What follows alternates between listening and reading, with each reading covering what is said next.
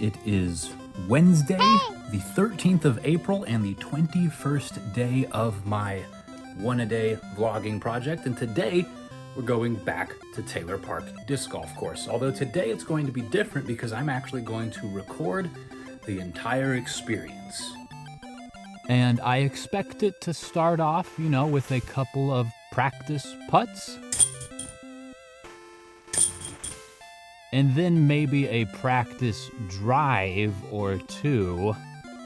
I usually have a hard time getting warmed up for those sort of things, especially on the first hole here where I normally throw off of the amateur hole, which is only about 40 feet shorter than the professional pad, and the trees tend to get in my way.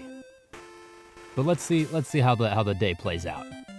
So the second toss here, I throw the putter.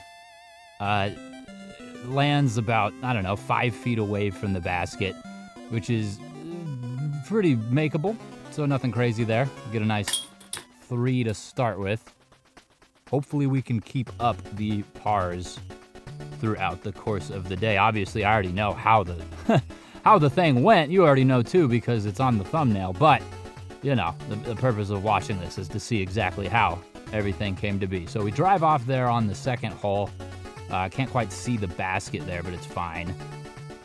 Get a long second shot at the basket here, throwing the mid-range. I only have 2 discs, so it's either a mid-range or a putter that you'll see me throw.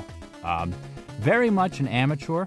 Even an amateur is probably a stretch to label myself as. But I'm able to get a nice par here on the second straight hole from the knees. And then the third hole, you've got to get some rightward lean. I think it's called Anheuser on the disc because on the left there's a fence. Thankfully, I'm able to do so with probably the best drive I've ever had off of hole 3. I really was proud of that one.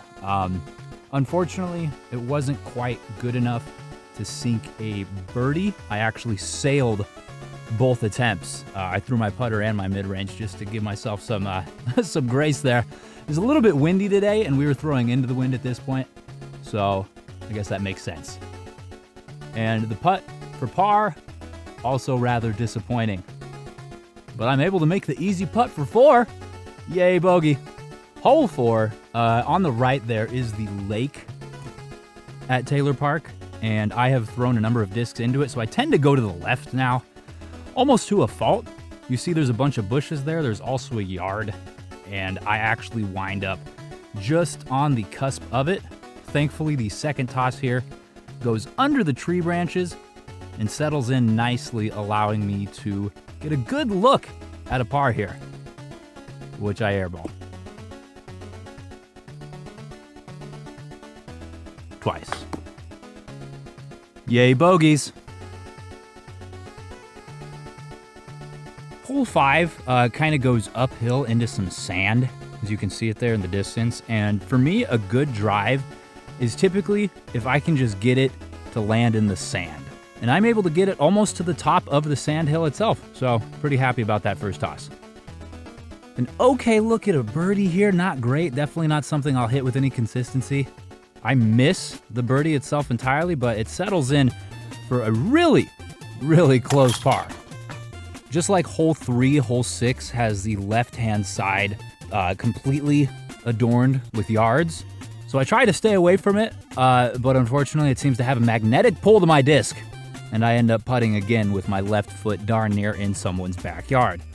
Again, a really decent shot at a birdie. It's just I am not necessarily accurate enough for those long putts. We also saw a blue jay, so that's cool. Stroke number 3 here, very, very makeable for par. Might have a little fun with it. Test the wind, make sure everything's right. The conditions are met to promptly hit the top of the basket and miss it entirely. Oh, it's fine. It's fine. We'll settle for the bogey. It's all in good fun anyways. So, on to the next hole. Hole 7.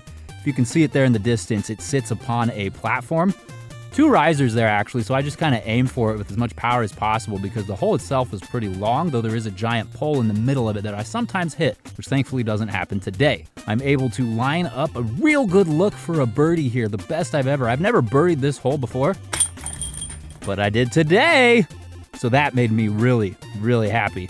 Anytime you can get a birdie, it's a really cool experience, especially if you're me.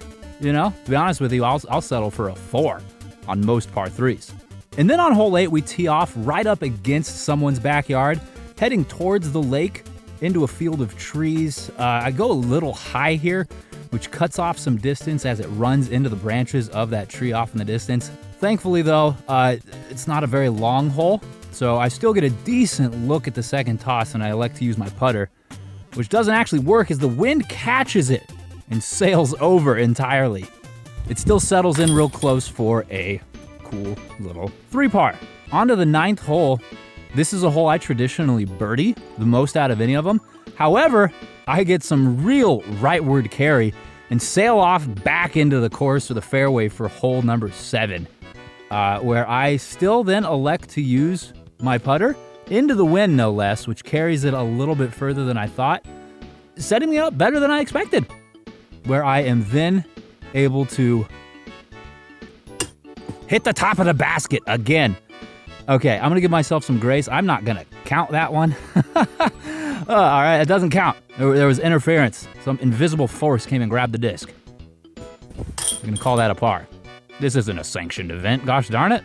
After the turn, starting off on hole 10, this is another birdable shot as we throw from the amateur pad. You can see the hole right there, but however, I unfortunately again go a little too far right, again floating into the fairway of the first 9.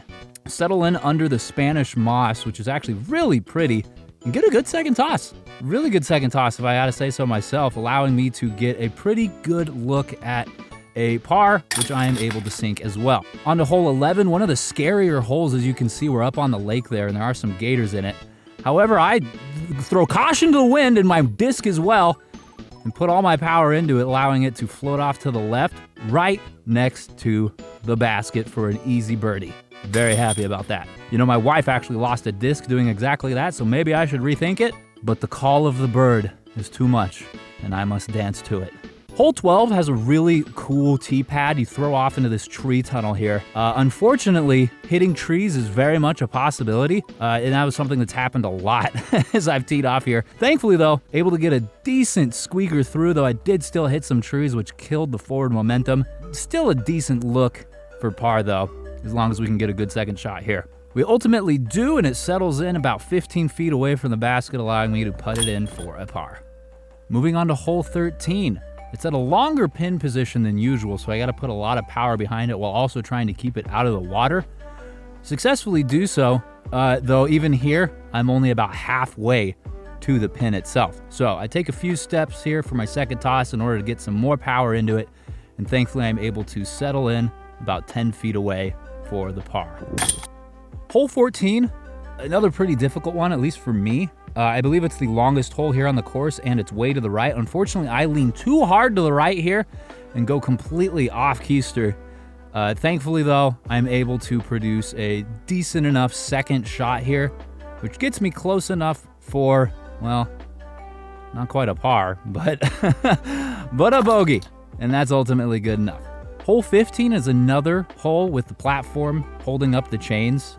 This one is right up on the water though, so it's particularly dangerous, especially with the crocodiles existing inside of the lake. So you definitely want to have someone up behind the basket in between it and the water to play defense for you, or you can just throw a wildly conservative shot that you know is not going to go in the water, like I do there, setting myself up for another bogey. Very nice.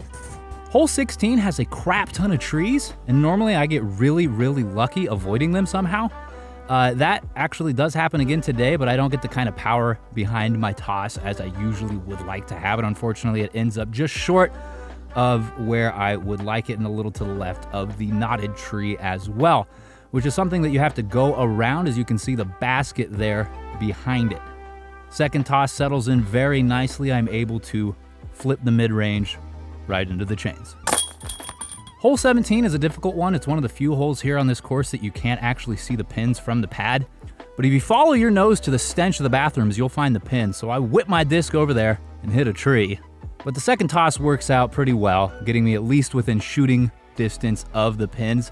Unfortunately, however, it is still behind a bush, and I don't quite have the technical capabilities to drop it in, though I do try and come a lot closer than I would have expected of myself.